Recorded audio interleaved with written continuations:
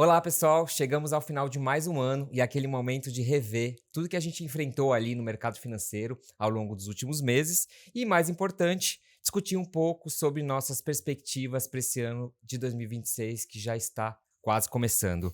Nós aqui do BBBI, como de costume, elaboramos um relatório bem extenso ali, indicando, em nossa opinião, quais são as melhores ações e fundos imobiliários para se investir e, claro, a nossa visão ali para o crédito privado desse mercado que está crescendo bastante e cada dia mais relevante no portfólio dos nossos investidores. Para quem não me conhece, eu sou o Victor Pena, co-head aqui do Research do BBBI, e hoje eu estou com Wesley Bernabé, também co-head do Research do BBBI, e com a nossa especialista em crédito privado, Viviane Silva. Muito prazer estar aqui com vocês de novo. Olá, Vitor. Olá, Vivi. Um prazer estar com vocês. Olá a todos os nossos investidores que nos assistem. Olá, investidor. Olá, Wesley. Olá, Vitor. Um prazer estar aqui com vocês novamente para a gente tentar contribuir com as discussões para as perspectivas de 2026. Legal, Vivi, é isso mesmo. Acho que é muito bom a gente trocar essa ideia e passar um pouquinho da nossa visão ali para os nossos clientes para esse ano que está iniciando.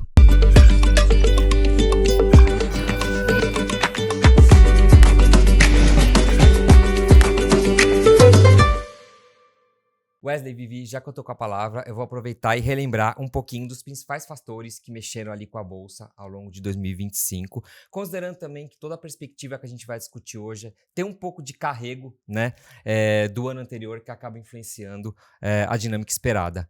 Bom, não tem como falar de 2025 e não relembrar da guerra tarifária que iniciou nos Estados Unidos ali, pelos Estados Unidos, na verdade, no início do primeiro semestre ali, e mexeu bastante com as expectativas de juro e inflação estimada pelo mercado. Então, a gente viu um movimento de abertura das curvas de juros mundo afora e a consequente queda das bolsas, né, dado que a influência é muito forte, e também o enfraquecimento do dólar perante as demais moedas, principalmente as moedas de países mais desenvolvidos, e consequentemente um movimento ali de rotação global, com os investidores ali buscando ativos mais baratos, né, principalmente ativos ali de mercados emergentes, cuja perspectiva de lucro estava um pouco melhor, né? E aí justamente que entrou os emergentes ali em cena, onde a migração ali de fluxo dos investidores de fato impulsionou a bolsa de todas as grandes economias ali emergentes, e o Brasil surfando nessa mesma onda. A gente viu ao longo do primeiro semestre ali, mais próximo de julho, mais ou menos, o Ibovespa batendo o recorde ali de 140 mil pontos, e até então tinha sido a máxima histórica, tá? Aqui vale um adendo também, que apesar da guerra tarifária ter prejudicado as projeções ali de crescimento dos Estados Unidos, né? A gente não deixou de ver as empresas de tecnologia ali a puxar os índices acionários ali, que foram renovando recordes também, e justamente pela entrega de lucros cada vez mais consistentes, e as empresas de fato batendo as estimativas do mercado, por isso que a gente viu essa puxada tão alta da bolsa, né? Mas falando assim, Wesley, parece que a gente só teve notícia boa, eu falei de recordes aqui, lá fora. Verdade. Na verdade, não foi bem isso, né?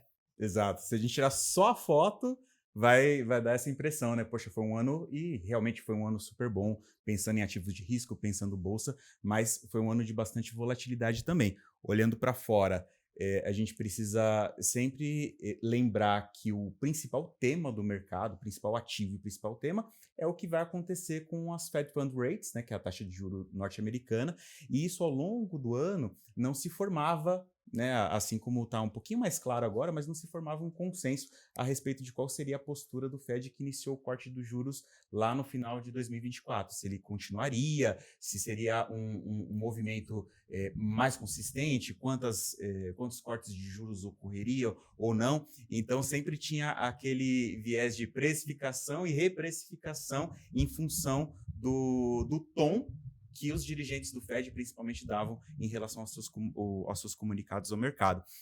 Se a gente for lembrar também, quando a gente conversou sobre perspectivas 2025, logo no começo do ano, veio um evento lá no mercado americano, principalmente, que não estava precificado, acredito que por ninguém, né? Que foi a ascensão do DeepSeek, Perfeito.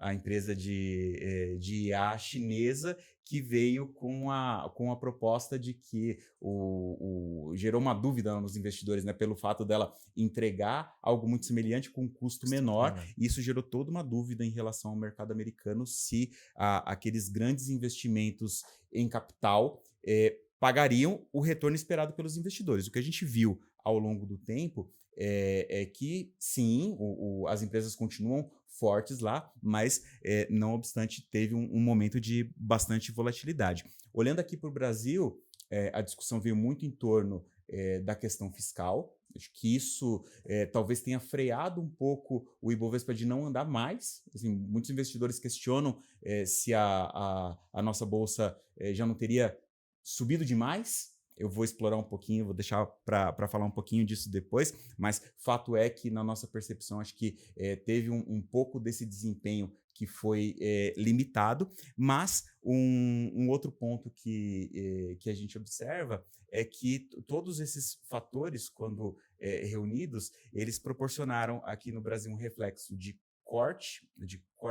queda na curva de juros doméstica, principalmente nos vértices mais longos, e esse movimento ele foi muito associado com a redução do custo de capital das companhias, que é aquilo que a gente aplica, os nossos analistas aplicam no valuation das empresas. Eu queria aproveitar que eu fiz esse link com a renda fixa, até para passar a palavra para a Viviane comentar um pouquinho de como que se dá essa conexão e quais são as expectativas pensando em crédito privado, considerando que as taxas devem permanecer atrativas ao longo de 2026, Vivi. Sem dúvida, Wesley, acho que você colocou muito bem. O ano ele trouxe bastante volatilidade, incertezas, né, em relação às condições das políticas monetárias ali ao redor do globo.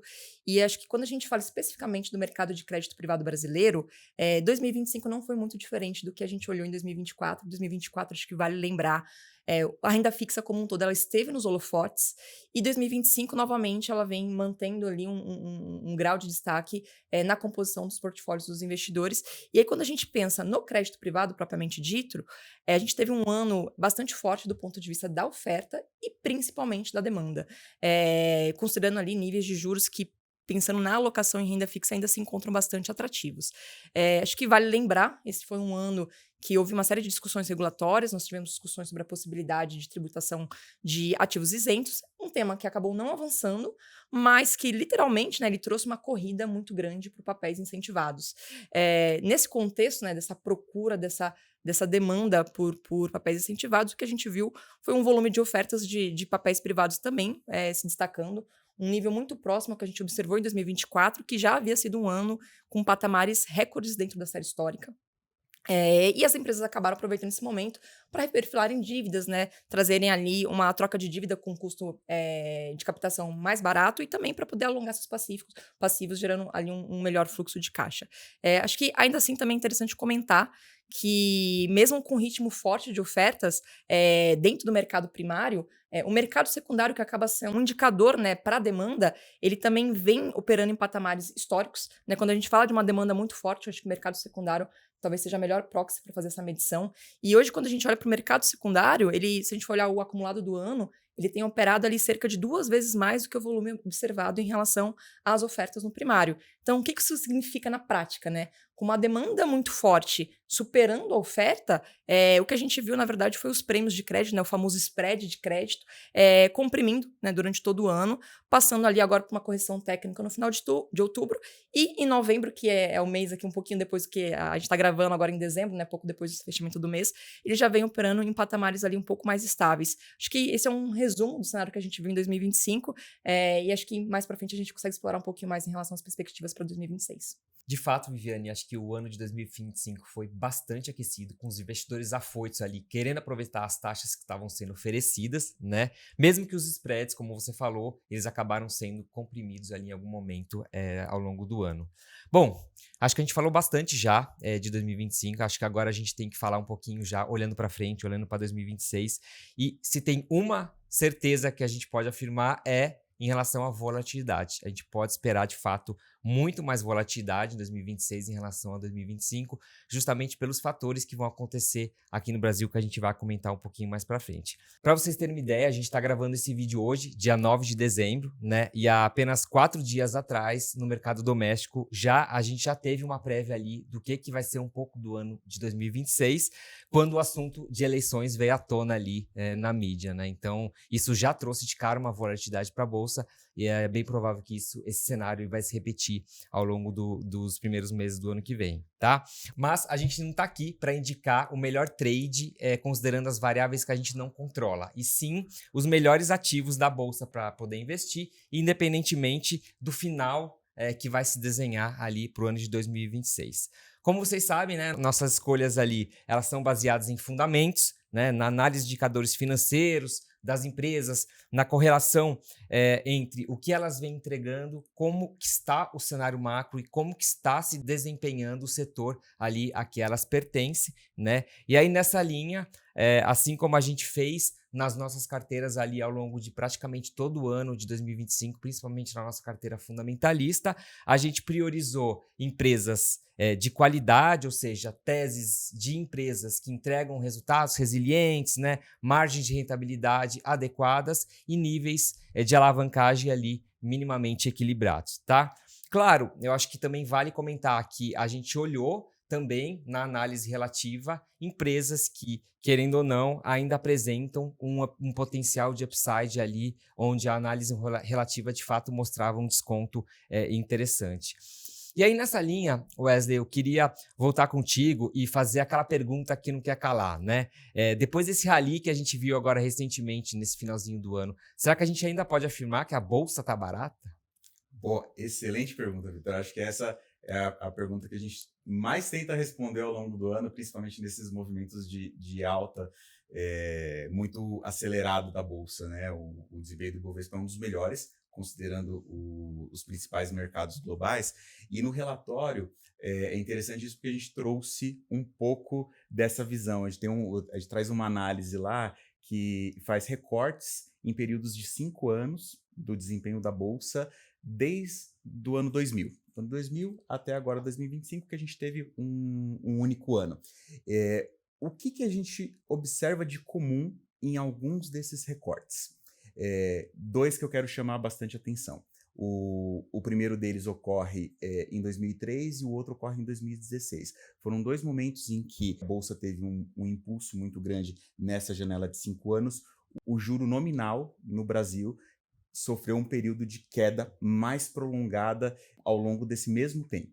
Então, se o mercado acredita, e aí a gente se baseia bastante nas projeções do time de economistas do banco e tudo mais, se o mercado acredita que haverá uma inflexão do Banco Central do Brasil a partir de 2026, a gente poderia afirmar que a gente não está no fim desse ciclo de alta, que a gente está participando dessa alta no começo, talvez. Isso implicaria em mais upside, né, maior potencial valorização frente a uma situação que ainda não ocorreu. É óbvio que o mercado tenta antecipar muito dos movimentos, a gente percebe isso, principalmente quando a gente acompanha a volatilidade de empresas mais cíclicas, mas fato é que, fazendo essa análise comparativa, e se a gente pegar períodos em que o desempenho não foi tão bom assim, e olhar o comportamento dos juros, e esse comportamento dos juros ou ele ficou estável ou ele teve uma alta, né, que foram aqueles períodos de maior inflação que o Brasil viveu nesses últimos 25 anos. Então, o investidor que olhar esse gráfico que vai conseguir ver claramente, enxergar quais são esses períodos que a gente destaca, e é uma análise que a gente trouxe para esses investidores que costumam perguntar muito se ficou ou não para trás, né? Perdi a festa, entre aspas, né? E aí um outro ponto interessante também é que, a partir desse nosso relatório, nós trouxemos uma revisão do preço-alvo do Ibovespa para 2026, agora em 186 mil pontos. Isso implica mais ou menos, se a gente considerar o fechamento de novembro, o fechamento do comecinho de dezembro, algo em torno de 18% de potencial de valorização entre o preço que o investidor está acompanhando na tela hoje. Ele parte do que a gente chama de análise bottom-up, que é a análise a partir do preço-alvo de cada analista que avalia as empresas aqui no BBBI, e chega nesse patamar.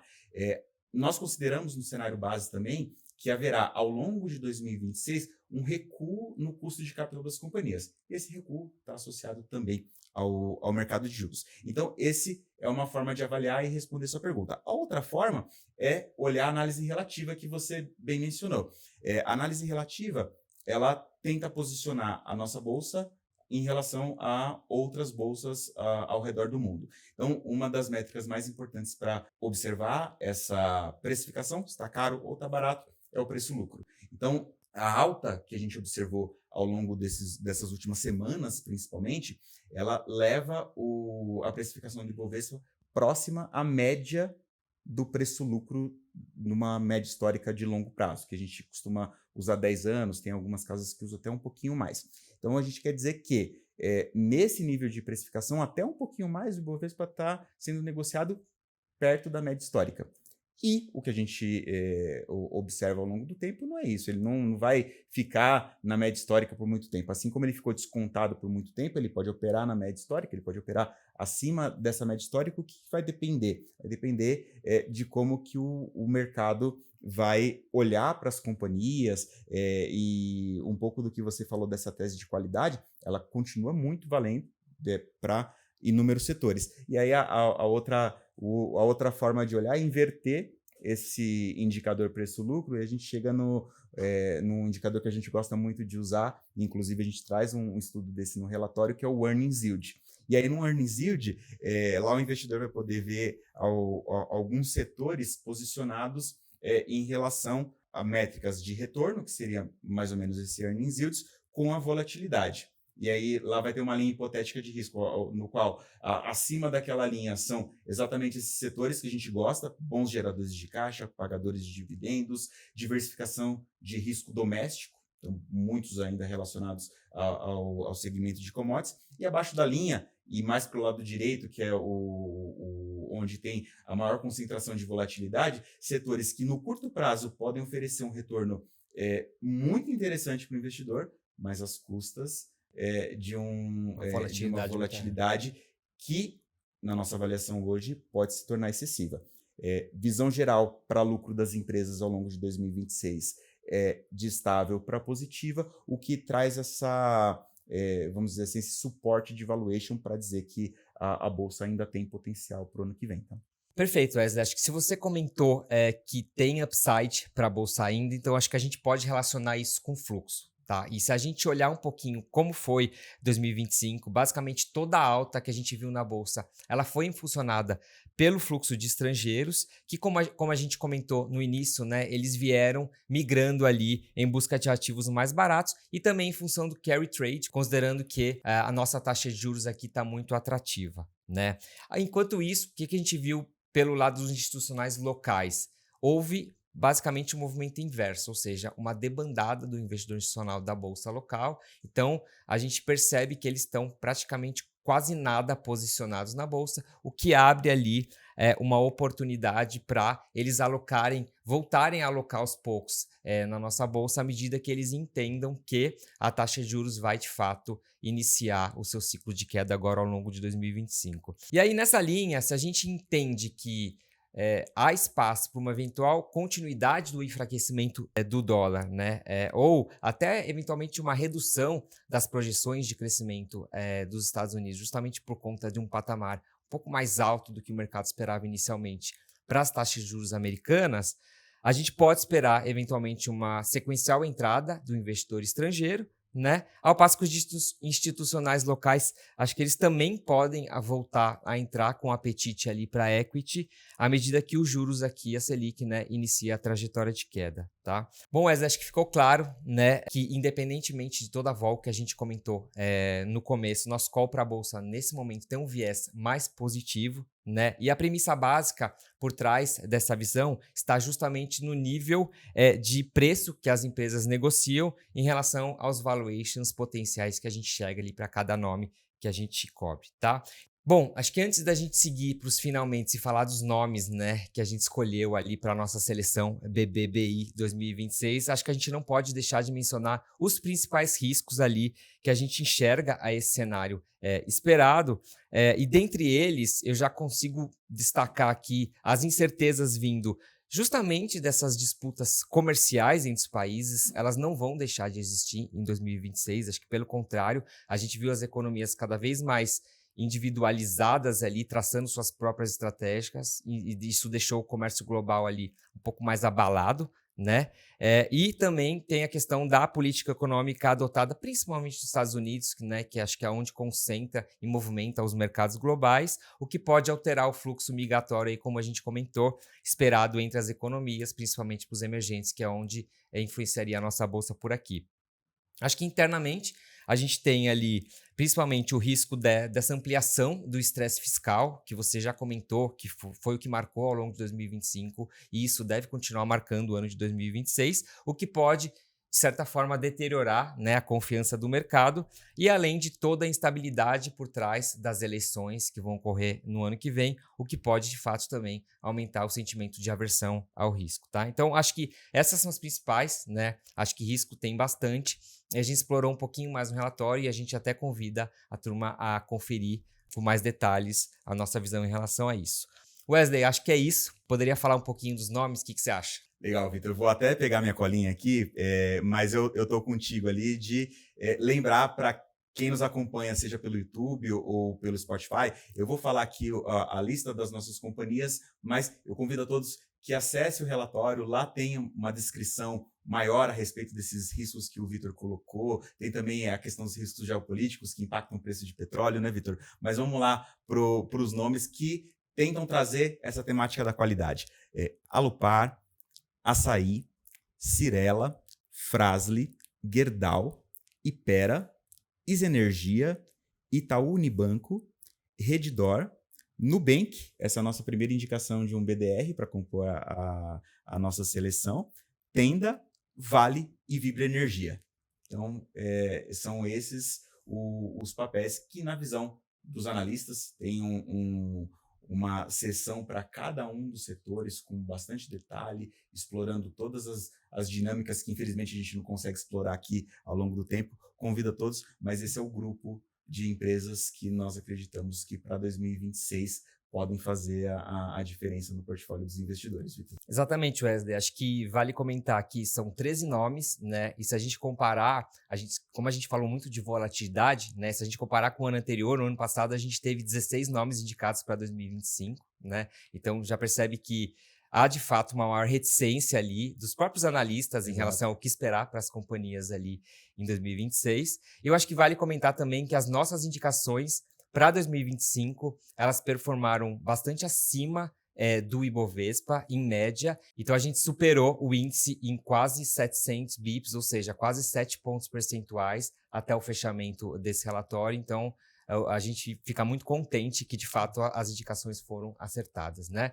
E aí, o relatório também ele não é composto só de indicações de ações, acho que a gente tem uma composição também de fundos imobiliários. Eu vou citar aqui um pouco do que a gente escolheu, mas convido também a acessar o relatório, justamente porque lá tem o racional de escolha de cada fundo. Então foi o Risa Terrax, o REC Recebíveis, o Patria Securities, o Kinea Hedge Fund, 20 Logística, Patria Prime Properties, JS Real Estate e Capitânia Shops. Então são 8 fundos imobiliários ali, com foco maior no segmento de tijolos, que a gente costuma falar, que é justamente o segmento que vai mais se beneficiar da queda da taxa de juros ao longo do ano que vem, certo?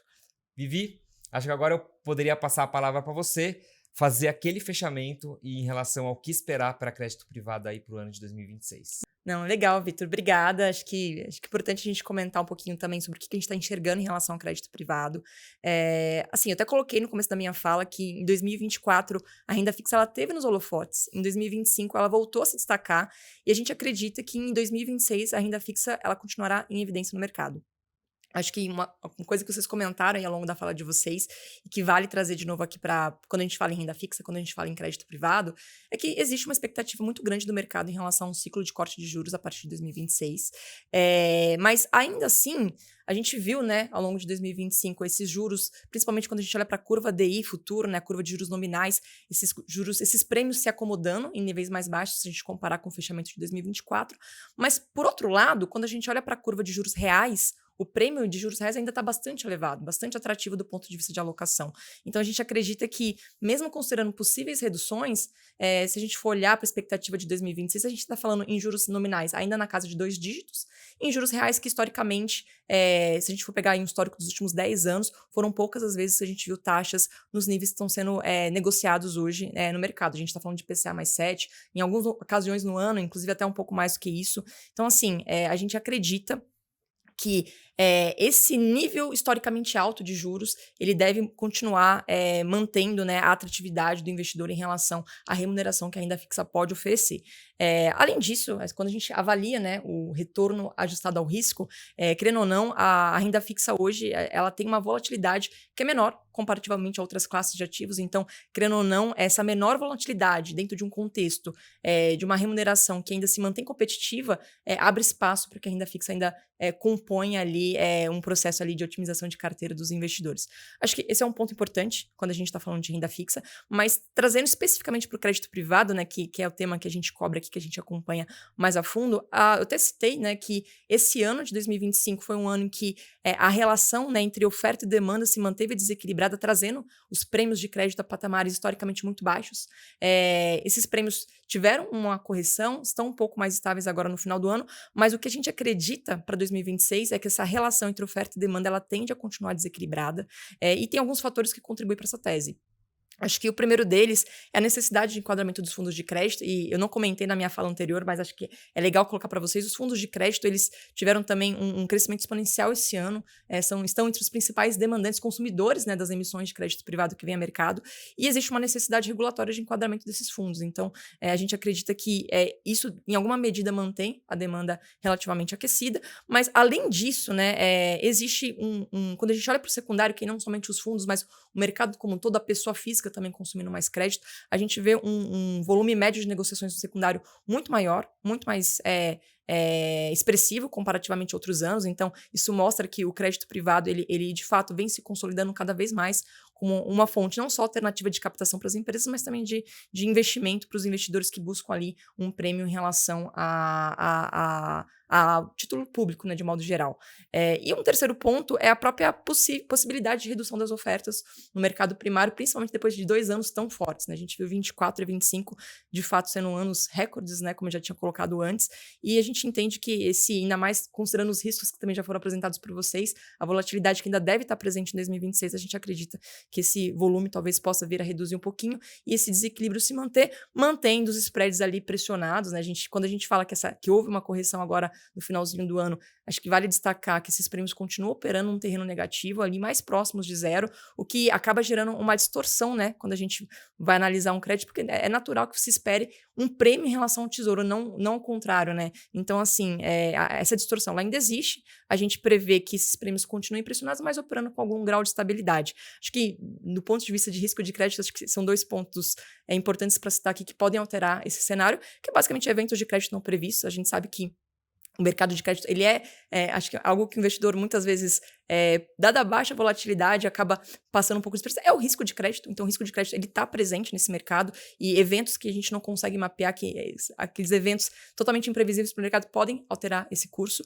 E, obviamente, mudanças regulatórias também vêm mudar essa dinâmica. Esse ano a gente viu uma possível mudança regulatória mexer bem nessa dinâmica de oferta e demanda, mexer bem em relação ao crédito privado. Então, isso é algo que a gente tem que estar acompanhando, está sempre no nosso radar. Mas acho que, em linhas gerais, a gente mantém um olhar positivo para a classe, mas acho que sempre reforçando que, diante de tudo que foi colocado aqui, diante dessas distorções em relação aos prêmios de crédito, a postura tem que ser cautelosa, tem que ser seletiva. É algo que a gente já defendeu ano passado, a gente defende novamente para 2026.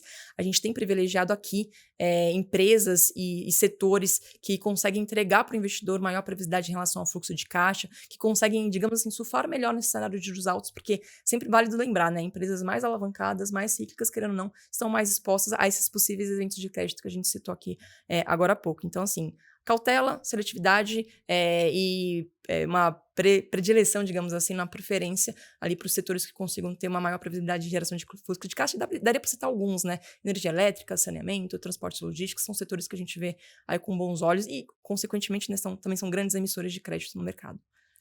Excelente, Vivi. Acho que você falou uma palavra que é de fato o nome do jogo para 2026, que é a cautela, né? Acho que apesar de a gente chegar bastante oportunidade de ativos para investir, seja em ações, seja em fundos imobiliários ou seja em crédito privado, eu acho que a gente tem que, de fato, ter bastante cautela, porque, como a gente ponderou hoje nessa discussão, tem bastante risco ali na mesa. Então é isso, acho que foi muito boa a nossa discussão aqui hoje, a gente conseguiu abordar boa parte do que está ali no nosso relatório, e eu aproveito para convidar novamente os investidores a acessarem o conteúdo completo que está disponível no Investalk, em investalk.bb.com.br, e além disso, se quiser acessar os nossos conteúdos em primeira mão, também não deixe de nos seguir no LinkedIn, o LinkedIn aí do BBBI, tá bom? Acho que por hoje é só. Obrigado, Wesley, obrigado, Vivi, obrigado aos investidores que ficaram até agora e eu desejo a todos um excelente 2026 e ótimos investimentos para vocês. Até mais, pessoal. Até mais, pessoal. Excelente 2026.